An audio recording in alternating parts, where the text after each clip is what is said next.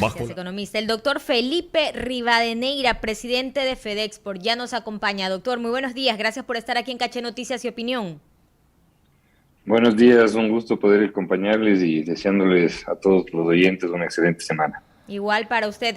La semana pasada, FedExport dio algunas de las cifras que está dejando esta guerra entre Rusia y Ucrania para las finanzas ecuatorianas, para las exportaciones ecuatorianas. La guerra en Ucrania pasa factura a las empresas exportadoras de Ecuador. El país pierde 2.5 millones semanales al no vender sus productos a esa nación de Eurasia que desde el pasado 24 de febrero sufre la invasión de Rusia. Solo a Ucrania 2.5 millones de dólares.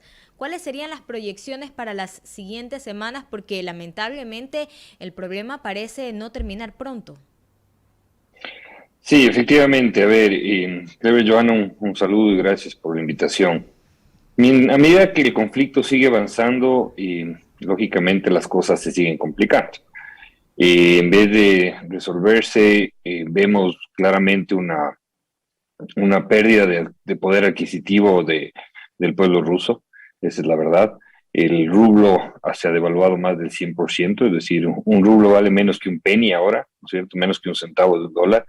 Y eso prácticamente hace que las condiciones que teníamos en ese mercado se pierdan. Rusia y la región euroasiática, no nos olvidemos, representa más de 1.200 millones de dólares en exportaciones del Ecuador, es el cuarto destino de nuestras exportaciones no petroleras. Y claro, hablar de sustituir un mercado de un día para el otro en comercio exterior es prácticamente imposible, eso no existe, ¿no? Y eso genera que haya bastantes inconvenientes y bastantes consecuencias negativas, en donde el sector exportador no petrolero lo que está tratando de hacer es tratar de perder lo menos posible. Eh, Esa es la verdad. Hay casos y casos, hay productos y productos en donde se puede de alguna manera tratar de buscar alternativas, como es el caso del camarón, por ejemplo. El caso del camarón de alguna manera puede tratar de redireccionar sus envíos, pero tenemos otros sectores de exportación, como el caso del banano, el caso de las flores, que en mi forma de ver son los más golpeados con este conflicto, y también otros productos de exportación que también se ven afectados por lo que está sucediendo. Es decir, el comercio exterior es de doble vía, ¿no? Es decir, aquí también se están viendo afectadas las importaciones y en este caso el sector de la palma y del sector de las conservas de atún que usan materia prima que venía de esos sectores, también se están viendo afectados, ¿no? Para darle una cifra, de acuerdo a nuestro socio el Cobanec, vemos que están en riesgo más de 765,000 cajas de banano semanales. Esa es la verdad de lo que está sucediendo, ¿no? En el caso de flores, en las flores se trataron de redireccionar a otros mercados, pero la flor que se envía al mercado ruso no gusta en otros mercados porque es una flor que tiene un tallo muy alto, un botón muy grande y que a la final no puede ser vendida en otros mercados. Además de que se está tratando todavía de los compromisos adquiridos de enviar la flor vía terrestre o a través de Kazajstán, pero con un serio riesgo de pago. Existe una deuda de alrededor de 40 millones de dólares que no está siendo cancelada de parte de quien compró la flor en dos momentos, o más bien dicho, en un momento donde más se vende en el año, que es el Día de la Mujer Rusa, que es el pasado 8 de marzo, ¿no? También había otro evento adicional que era el Día de la Victoria, el 9 de mayo, donde prácticamente en esos dos eventos se concentraba el 45-50% de las ventas anuales de flor. Si esto, por ejemplo, para que la gente nos entienda, hubiera sucedido o la invasión hubiera dado en el mes de septiembre, por ejemplo, el sector floricultor hubiera vendido prácticamente la mayor cantidad de flores y no estaría en este inconveniente que está. Pero Mira, como todos sabemos, sí. para tener cifras entonces un poco más claras y más amplias, se ha dicho, ¿no?, que a Ucrania las pérdidas serían semanales de 2.5 millones de dólares, pero a Rusia es a donde Ecuador vende mucho más. A la fecha, a casi ya 3 semanas del conflicto, ¿cuánto dinero ha perdido el sector exportador del país por no poder vender y no poder cobrar tampoco? Son 40 millones de dólares de lo que estaba pendiente de pago, que se están tratando de cobrar, pero prácticamente es muy difícil, ¿no? Usted sabe que el momento que uno firma un contrato hay causas de fuerza mayor o casos fortuitos, y la guerra es uno de esos, ¿no? Entonces, prácticamente los importadores rusos no han podido colocar la flor y están usando de pretexto la guerra, o no sé si de pretexto, pero están Ese es un usando la guerra para justificativo en no todo pagar, caso. ¿no? Ajá, como justificativo para no pagar. Y adicionalmente a eso, también vemos que prácticamente el 95% de pedidos de la flor ya no hay. En el caso del banano, como les decía, son alrededor de 10 millones semanales, lo que representa hasta 765,000 cajas de banano. Y en el caso, por ejemplo, de la palma y las conservas de atún, vemos que la palma se le ha incrementado un 40% el costo de su materia prima, es decir, de la competitividad. Y en el caso del atún, también prevemos un incremento de un 25 o un 30% de costo de la materia prima. Entonces, y a eso hay que adicionarle otro problema adicional, que es el tema de la logística, ¿no? La logística también se ha encarecido. Si ya veníamos en estos micrófonos, habíamos conversado varias veces del problema de la economía post pandemia, ¿no? Es decir, cómo ha ido creciendo la cantidad de costos producto de la post-pandemia en materia de logística, ¿no? Cómo los fletes se habían disparado desde $2,000 a $20,000, etcétera.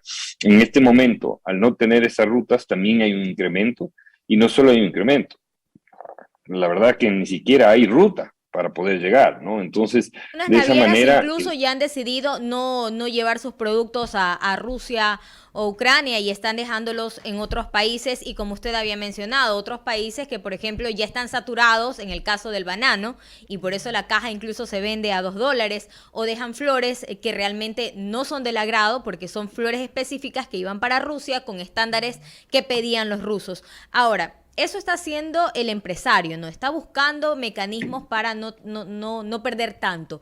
Por parte del gobierno, ¿qué se pide al gobierno? Entendiendo también que no es un problema del gobierno, pero sí deberían crear por lo menos algunas políticas para tratar de ayudar en algo al sector exportador. ¿Y cómo tomarlo? Porque la semana pasada el presidente de la República, o hace 2 semanas, si mal no recuerdo, había dicho que, bueno, que este tema no era para que se quejen los exportadores, los empresarios, por el tema de las utilidades que iban a dejar de ganar. yo creo, yo no le juzgo esas declaraciones, yo creo que fueron dadas en un contexto diferente, un contexto más de mitin político, etcétera. Pero la realidad es otra, ¿no? La realidad es que aquí están en juego más de 50,000 plazas de empleo y el sector exportador ha venido creciendo de una forma espectacular en el 2020, en 2021 y ha dado al país muchísimo. En el 2020, por ejemplo, amortiguó una crisis económica que pudo haber sido mucho más profunda al traer 15,000 millones de dólares de exportaciones no petroleras. En el 2021 trajo más de 18,000 millones de dólares de divisas a través del crecimiento que ha tenido el sector exportador no petrolero.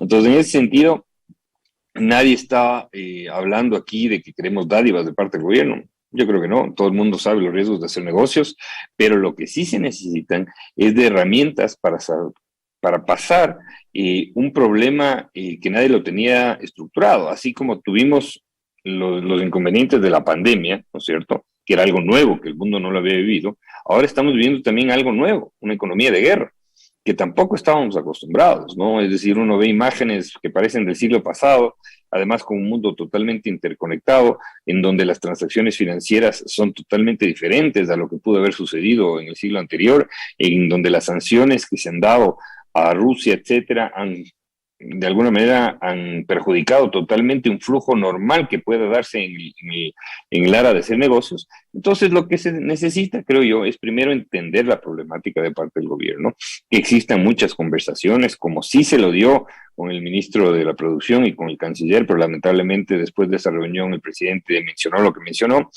a mi forma de ver mal asesorado, o sin analizar la profundidad de la problemática. Y adicionalmente, tenemos que ver que lo que tenemos que lograr es tratar de pasar este problema y de tratar de pasar este problema con el menor costo posible, no en cuanto a utilidades. Eso yo creo que no hay que confundirlo y hay que entenderlo muy claramente. Esto es en cuanto a privilegiar las fuentes de empleo, es decir, a Señor privilegiar el Rivadeneira, sostenimiento de las empresas. en Sí. función de eso, de privilegiar las fuentes de empleo, que el sector exportador se ha caracterizado por eso, ¿qué medidas puntuales se le pedirían al gobierno en forma de ayuda para enfrentar esta crisis? A ver, nosotros hemos pedido dos medidas puntuales.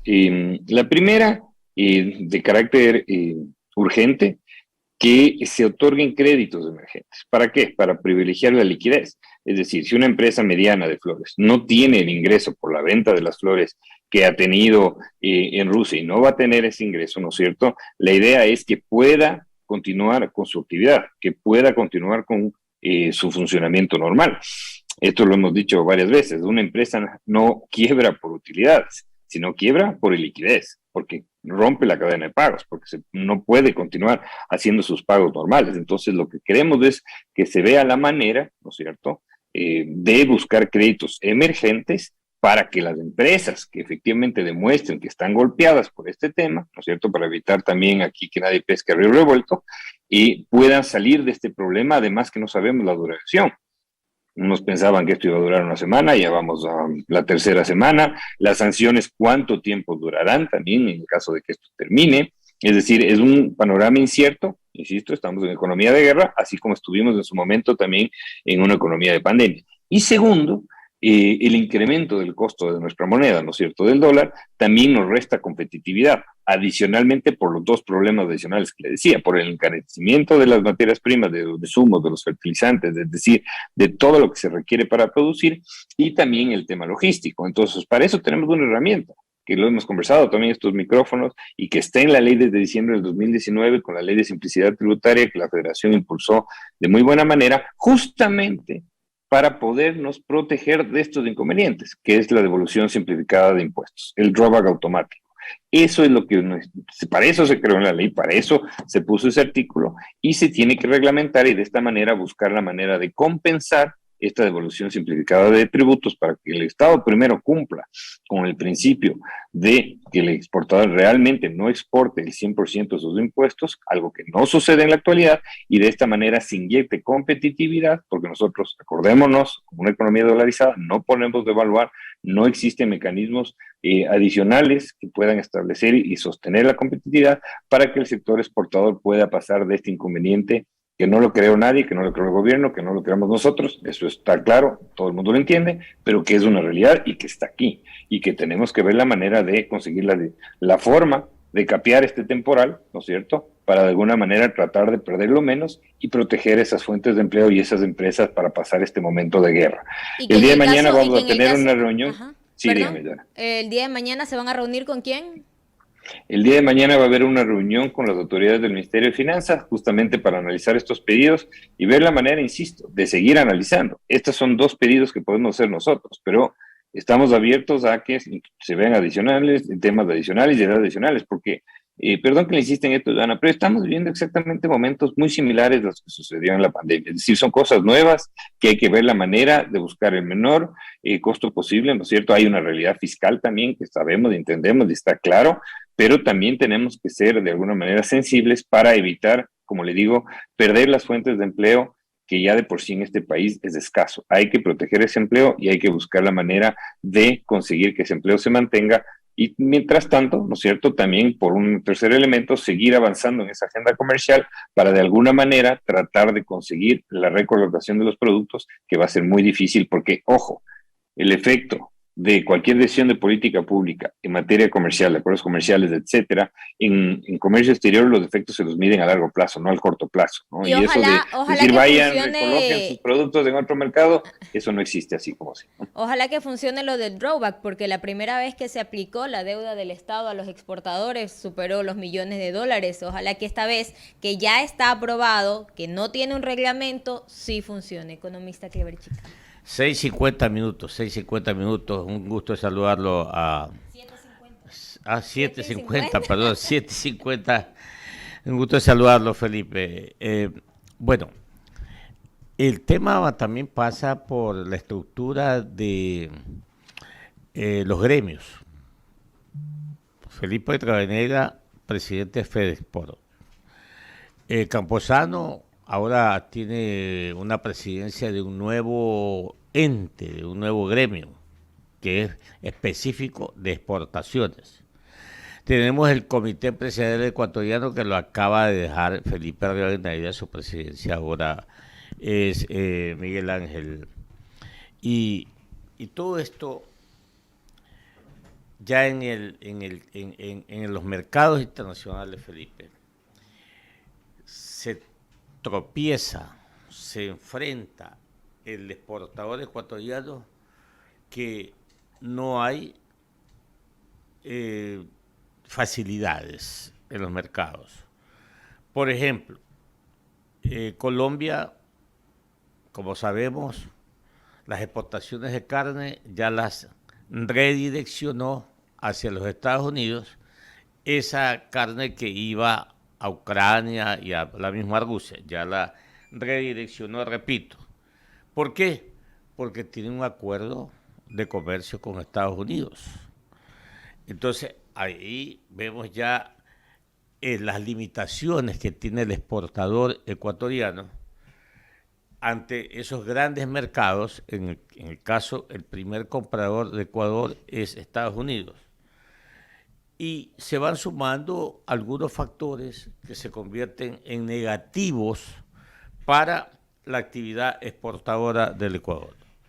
En ese orden, entonces, Felipe, ¿qué están haciendo los gremios para lograr que el gobierno, de alguna manera, como se dice comúnmente, tire una boya a los exportadores para un poco atenuar el golpe? Porque no nos olvidemos que la economía ecuatoriana, llámese importadora, exportadora, lo que sea, es una economía, yo digo, de bolsillo, es una economía del día a día. Nosotros no somos una economía que tenemos reservas para enfrentar estas vicisitudes como las que estamos pasando. En ese orden, entonces, ¿es solamente una reunión con el Ministerio de Economía o es una reunión con los ministros? Llámese Comercio Exterior, Inversiones y Pesca, llámese Ministro de Economía, llámese también, ¿por qué no?, al Canciller de la República. Y en ese orden, Felipe, ¿cómo se están ustedes organizando o se han organizado? Porque el país sigue siendo dependiente a decisiones externas, o sea, como dicen los economistas, a decisiones exógenas. ¿Cómo estamos ahí? Bienvenido. Bueno, Clever, a ver, muy interesante tu análisis, un gusto poderte saludar. A ver, yo soy una persona, y creo que tú me conoces bien, que respeta mucho la institucionalidad, ¿no es cierto?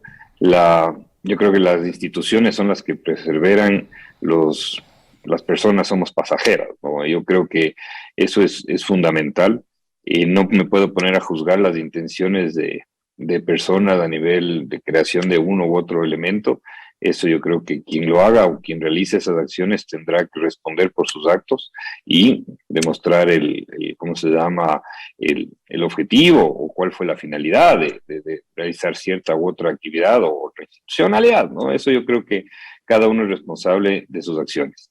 Segundo, yo creo que el Comité Empresarial Ecuatoriano, como sabes, yo lo presidí durante un año muy complejo, un año en el que tuvimos un cambio de gobierno, un año en el que tuvimos el tema de la vacunación, que gracias a Dios y con la ayuda de absolutamente todos lo sacamos adelante y recuperamos la salud de la gente y salvamos muchas vidas. Es decir, el gobierno hizo un gran trabajo consiguiendo las vacunas, el sector privado o sea, eso me llevaré eternamente en mi memoria y en mi corazón de cómo se volcaron a vacunar a tanta gente, ¿no? Empleados, familiares, proveedores, gente de la comunidad, es decir, con una generosidad y una capacidad de reacción digna de todos y cada uno de los ecuatorianos que hemos sido reconocidos a nivel mundial, ¿no? Tú sabes que esos son momentos que se dan en la vida y que de alguna manera el Comité Empresarial Ecuatoriano es el órgano llamado a coordinar estos temas y es quien está coordinando estas reuniones con el Ministerio de Relaciones Exteriores. Y nosotros como FedExport tenemos 45 años de vida institucional, ¿no es cierto? Y la federación seguramente vivirá muchos más años. A mí ya me queda un año nada más de presidente del directorio, pero ¿cuál es el sentido? ¿Cuál es el objetivo de la federación? Nosotros en este caso lo que tenemos que hacer es tener la capacidad de levantar la mayor cantidad de información, ¿no es cierto? Que eso es lo que hemos hecho. Hemos mandado a los medios de comunicación, primero para que estén bien inteligenciados de la magnitud de la problemática y que sea totalmente objetiva y real. Segundo, dar esta data y esta información pertinente a el Comité Empresarial Ecuatoriano y a las autoridades, dígase Ministerio de la Producción, Cancillería, Ministerio de Finanzas, Presidencia de la República, para que de esta manera se pueda discutir, analizar, conversar, evaluar los mecanismos que beneficien a quién, al Ecuador, al Ecuador, es así de simple, ¿no es cierto? Nosotros no somos los tomadores de decisión, los tomadores de decisión son quienes están ocupando esos puestos de responsabilidad pública y tendrán que ver y analizar si toman o no las decisiones. Pero nosotros sí tenemos una obligación moral, ética y profesional de dar esa mayor cantidad de información para que, de acuerdo a nuestros sentidos, se puedan tomar las acciones más eficientes en aras y miras de, como decía hace un momento, proteger la producción, proteger las divisas, proteger la exportación y, como fin ulterior y el más importante, proteger las fuentes de empleo. El Ecuador tiene un gran problema de empleo y no podemos darnos el lujo de perder el escaso empleo que ya generamos. Entonces, en ese sentido, esperemos tener una apertura importante. Como te decía hace un momento y le decía a Joana, siempre nos enfrentamos con el muro de la realidad, ¿no es cierto?, que es las finanzas públicas, pero en este caso no estamos pidiendo dádivas, no estamos pidiendo bonos, no estamos pidiendo temas, no sé, adicionales, sino simplemente estamos pidiendo herramientas que están contempladas de la ley y que de alguna manera permitan pasar un momento extraordinario, ¿no es cierto?, que es una economía de guerra con un incremento de precios de producción enorme. Sabemos del costo del precio del petróleo, cómo está creciendo, la logística que ya veníamos sufriendo desde hace un momento. ¿Y con qué? Con miras a que la producción se mantenga, que las exportaciones se mantengan, porque eso le hace bien al Ecuador. El Ecuador, insisto, pongámoslo desde el otro lado o analicemos desde la otra perspectiva. ¿Qué hubiera pasado en el país si es que el sector exportador no hubiera estado en la capacidad productiva que tuvo en el 2020? La crisis hubiera sido muy profunda, muy, muy profunda. Y gracias a Dios nos encontró a un Ecuador con un sector exportador no petrolero lo suficientemente fuerte, lo suficientemente resiliente para poder afrontar esa demanda y convertirnos en un campeón mundial de exportaciones agroalimenticias. Eso debería mostrarnos y llenarnos de orgullo. Entonces, yo creo que es importante trabajar, insisto, ver las mejores soluciones. Unas son las que nosotros planteamos, que es nuestra máxima, pero también tenemos que ver qué es lo que nos dice el otro lado. Pero lo importante es que se converse, que no se deje esto a una declaración de punto político, porque yo creo que en temas técnicos, a lo menos que es nuestro perfil, en nuestro andar, nosotros siempre vamos a responder con conceptos técnicos, y así ha sido la historia de toda la vida de la Federación Ecuatoriana de Exportadores, para que se puedan buscar las soluciones en beneficio del país, porque no nos olvidemos del círculo virtuoso, ¿no? Mientras más exportaciones generamos, más ingreso de divisas viene al país, más impuestos se pagan y más empleo se genera en el Ecuador. Y ese círculo es el que tenemos que proteger, como lo hacen todos los países del mundo, de proteger siempre a su sector exportador no petrolero en ese sentido. 7 de la mañana, ya 8 en punto de la mañana. Para terminar este diálogo con usted, mi estimado doctor Felipe Rivadeneira, presidente de FedExport, una reflexión nada más. El 25% del total de las exportaciones de bananos se van al mercado de Ucrania y Rusia, especialmente a Rusia. Eso es muy significativo porque afecta, como usted lo acabó de analizar, a la mano de obra y a toda la actividad bananera.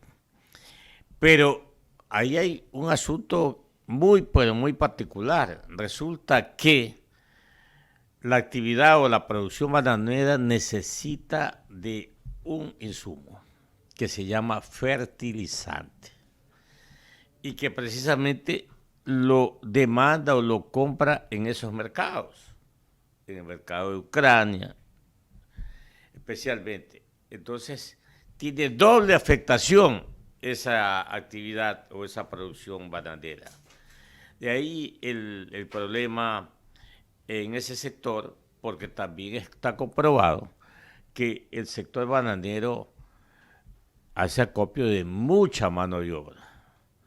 Entonces, estamos hablando de palabras mayores, doctor Felipe Rivadeneira, y es importante que eso también las autoridades del gobierno, y particularmente a las carteras de Estado que le corresponden, deben de tomar asunto, deben de atender este particular conjuntamente con ustedes los gremios. Me alegra haberlos saludado y esperemos que las cosas se vayan solucionando. Así es la vida, ¿no? Estamos medio saliendo de la pandemia y ahora se presenta este asunto de la guerra. Esa es la vida de un país dependiente y limitado como el Ecuador, pero vamos adelante. Aquí el nervio es el sector privado y ese hay que apoyarlo desde las esferas del gobierno central a través de estímulos, de incentivos, porque eso es lo que quiere nada más el sector productivo, el sector privado. No necesita dádivas ni prebendas, por supuesto que no. Un abrazo para usted y lo dejo en la despedida.